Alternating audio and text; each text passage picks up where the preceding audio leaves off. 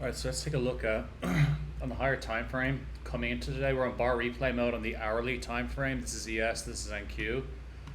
As you can see, we had Powell's talking pre-market this morning, and when market opened, we left this large 1 hour closure, and we closed through. There was a daily imbalance here. So really at this point, I just wanted to see see if there's any strength coming into New York. And it could just be a manipulation leg in what is an overall higher time frame bull trend. But I wasn't too sure. So really I just kind of waited for market open and went from there. So if we look here we have that same chart. As you can see, Asia did well, London consolidated before Powell's talk, and then once Powell started speaking, we dumped. So there's a lot of lessons in today's trade. So now this is market open in New York. Let's just take a look at price. As we left this 5-minute fair value gap here, so I was really intrigued to see what price did once we got to this 5-minute. We'll concentrate on ES for now, as that's where I took my trade.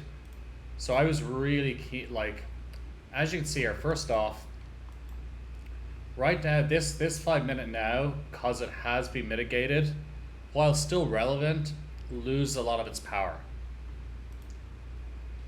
And as you can see, we kind of just meandered without any heavy direction. But overall, I would say we still, because on the higher time frame, like intraday, we are looking more bearish, and we are really struggling. This yellow line, this orange line here, is the new week opening price from last night.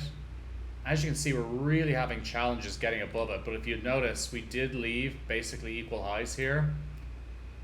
And I'll show you the trade I took and why it was not a great trade. So I was, again, just kind of eyeing up. So once we got this, I decided to go short, and it was a poor trade. So my entry was here, my stop was here above the candle that created the inversion, and my TP was prior day's low with break even at the structural low here. Now, why was this not a great trade? First off, look at this price action. This is non-directional, and poor price predicts more per poor price.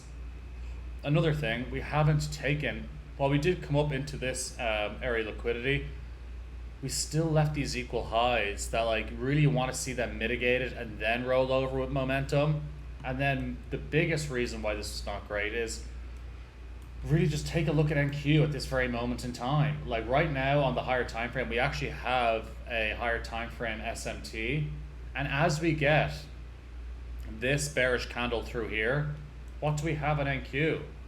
We've got a green candle, so we're just getting too many mixed signals. And not only that, NQ has all this resting liquidity above, and it's starting to show strength, and it's come back into Asia range. So there's a lot of reasons that this is a totally unnecessary trade. That there's plenty of trades that are a lot more probable than this. And given it's a Monday, so I know two things from my data, especially as I've been tracking it very meticulously, especially since Jan 1 of this year. My win rates on Mondays are abysmal. So I go half R, and given the bullish structure of the market so far this year, I'm really better off not trading Mondays and never shorting. And today was both shorting and on a Monday. So, and I think a reason why I even entered this trade, a lot of it comes down to the fact that I'm more willing to take B and C setups on a Monday because I am only going half risk, that I'm like, whatever, it's a B plus, B minus trade, I'll give it a shot, sure, it's only half hour. But that's really, when you look at my monthly P&Ls, they're adding up to, so it's I could lose, which has been the case, every trade on Monday for a month, and then make up for it the rest of the week and be profitable. But that's 2R at the end of the month. That's a big deal when you span it over a year. Anyway, so I took this trade, as you can see here, right away, pretty much. There was some hope of rolling over here, but we defended this 5-minute gap, and it just boomed from there. And as you can see, NQ, as I said, was showing no sign of weakness. Really, that was my that should have been more my compass, kind of saying, hey, listen, this is not high probability. Um, and like realistically, we don't have to take out prior day's low. The way this market is moving, we're putting in higher daily lows each time, hence the uptrend. So this was really just a mitigation leg from Powell, and we just resumed what we've been doing all year, which is just bullish structure. Every dip gets bought up, and especially, and it's a beautiful market to trend, because you can, with a market like this that is so heavily directional, like you really don't have to go for base hits as much. Like I typically, like when markets are more consolidated, like in a more of a consolidation phase, I will trade 1-to-1 and be quite happy taking just those base hits. But of recent, it's reflected in my profitability. I've opened up my trades a lot more, where I won't even enter a trade now unless it has a minimum 1.5 R, and I think my average is close to 2, which is just massive. Like your P&L curve explodes when you really are juicing those trades for those extra R's. Like when you're right, letting it run. When you're wrong, cutting your losses. Of course, that's trading 101. But yeah, like I can't complain. There's a reason I do half risk on Mondays, but overall, like up to this trade, I had 2 weeks of no losses. So this is my first loss in 2 weeks, and what I'm very happy about is, which would happen to me in the past, is the ego starts to flare up when you do have a win streak of 2 weeks, which for any trader is that's a hot streak. 2 weeks straight. And all those trades were great, 1.5 hour plus trades. They were killer. That when you do get that first loss, that you do tend to spiral and revenge trade a little, and that eats into. So you see a lot of people's equity curves, like, oh, what happened there? That equity curve was running so smoothly up and to the right, and then the ego couldn't take the pain of that first loss and chase that dopamine it was so used to from that previous winning streak, and you end up giving back so much of your hard work. So I was very aware of that as I came into this week when I was doing like my weekend reflection.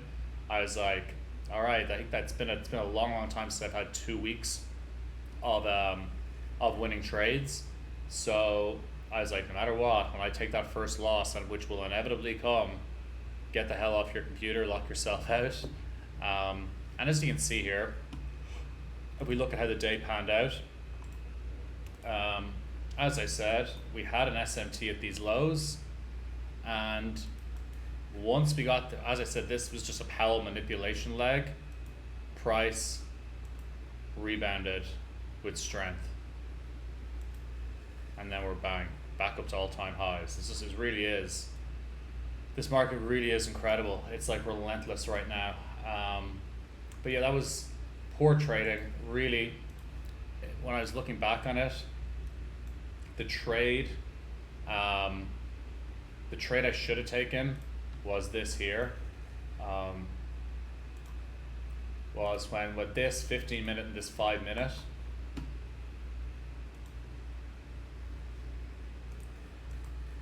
Really was watching this, seeing the strength through NQ, and then on this next candle. Oh wait, no, I think this will say something. Yeah, so here we had one 5 minute gap that got inversed. We had a second 5 minute gap that got inversed. At this point, the trade of the day really was taking this inversion candle and just riding this up. There was so much liquidity up here, and then we had these equal highs right up at all-time highs. So this would have been the trade of the day, would be to take that inversion, wick low, and realistically, I don't think I would have been comfortable really holding past this, just given how choppy it was, but it would have got there quite quickly, as you can see. And that this was another awesome trade. This is outside my trading hours, but when we did show bullish intent, this was a great retrace into this 5 minute fair value gap, and then you'd just be looking for this 5 minute inversion here. You would just be sitting waiting to see this get inversed with speed, and you could take your entry right off this, just given this hammer candle right at this inversion with bullish posture, and or and it would just clear targets above. Yeah, so there was good trades on the cards today. I I just wasn't on my A game. You know, as I said, I think that's down to a lot of just having half risk on Mondays, or just a little bit too lackadaisical about putting risk on, and that'll be changing going forward.